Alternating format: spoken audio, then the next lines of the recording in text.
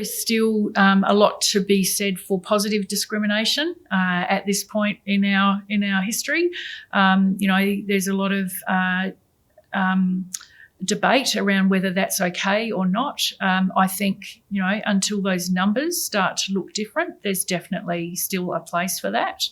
And that is not there's that whole conversation around merit and not.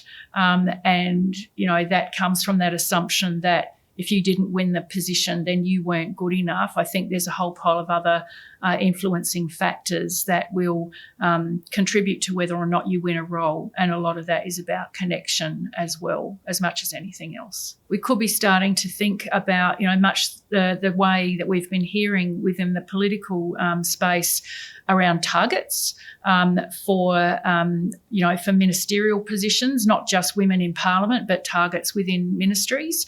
And we're also starting to see that certainly within the private sector around the percentage of women or female representation on boards.